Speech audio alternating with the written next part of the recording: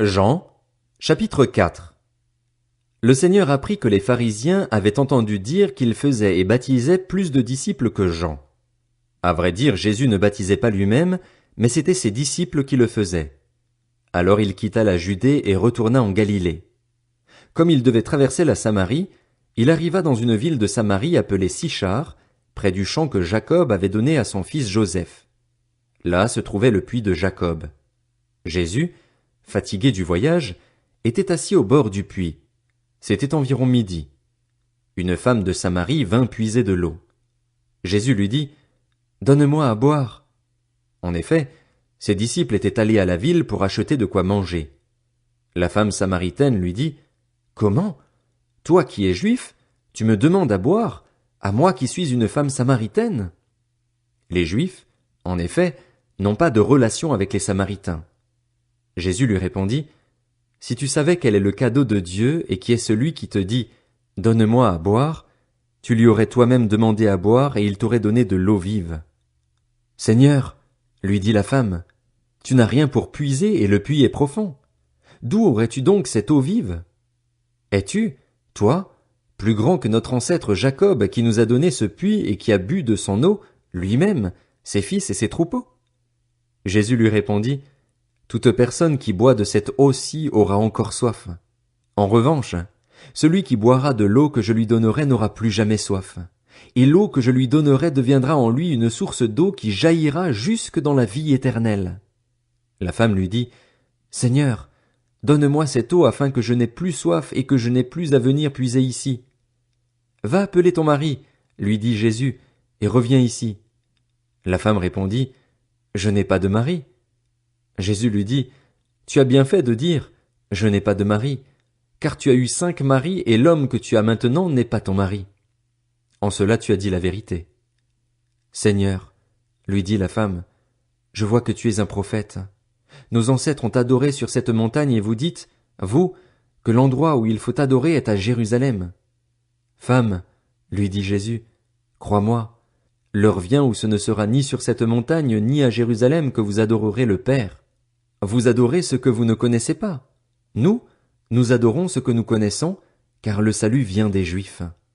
Mais l'heure vient, et elle est déjà là, où les vrais adorateurs adoreront le Père en esprit et en vérité. En effet, ce sont là les adorateurs que recherche le Père. Dieu est esprit, et il faut que ceux qui l'adorent en esprit et en vérité. La femme lui dit, « Je sais que le Messie doit venir, celui que l'on appelle Christ. Quand il sera venu, il nous annoncera tout. » Jésus lui dit, « Je le suis, moi qui te parle. » Là-dessus arrivèrent ses disciples, et ils étaient étonnés de ce qu'il parlait avec une femme. Toutefois, aucun ne dit, « Que lui demandes-tu » ou « Pourquoi parles-tu avec elle ?»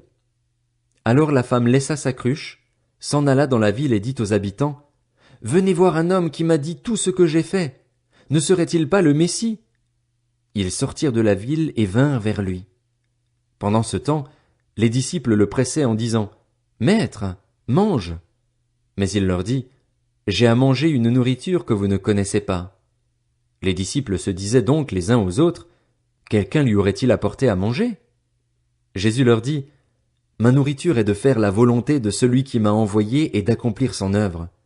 Ne dites-vous pas qu'il y a encore 4 mois jusqu'à la moisson? Eh bien, je vous le dis, levez les yeux et regardez les champs. Ils sont déjà blancs pour la moisson. Celui qui moissonne reçoit un salaire et amasse du fruit pour la vie éternelle, afin que celui qui sème et celui qui moissonne se réjouissent ensemble. En effet, en cela cette parole est vraie. L'un sème et l'autre moissonne. Je vous ai envoyé récolter une moisson qui ne vous a pas demandé de travail. D'autres ont travaillé et vous êtes entrés dans leur travail. » Beaucoup de Samaritains de cette ville crurent en Jésus à cause des paroles de la femme qui rendait ce témoignage. « Il m'a dit tout ce que j'ai fait. » Ainsi donc, quand ils vinrent le trouver, les Samaritains le prièrent de rester avec eux. Il resta là 2 jours.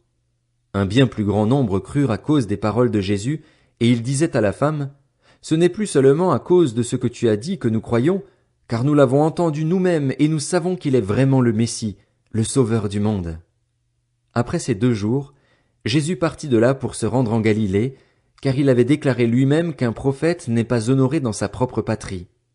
Lorsqu'il arriva en Galilée, il fut bien accueilli par les Galiléens qui avaient vu tout ce qu'il avait fait à Jérusalem pendant la fête. En effet, eux aussi étaient allés à la fête. Jésus retourna donc à Cana en Galilée, où il avait changé l'eau en vin. Il y avait à Capernaüm un officier du roi dont le fils était malade.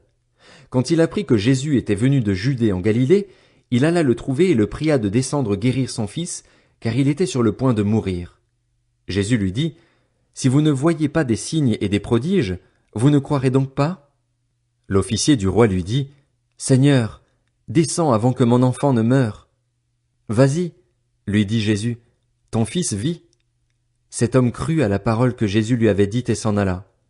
Il était déjà en train de redescendre lorsque ses serviteurs vinrent à sa rencontre et lui dirent, « Ton enfant vit !»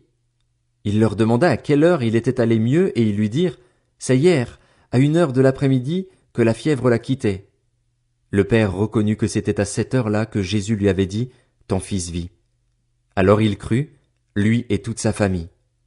Jésus fit ce deuxième signe miraculeux après être revenu de Judée en Galilée.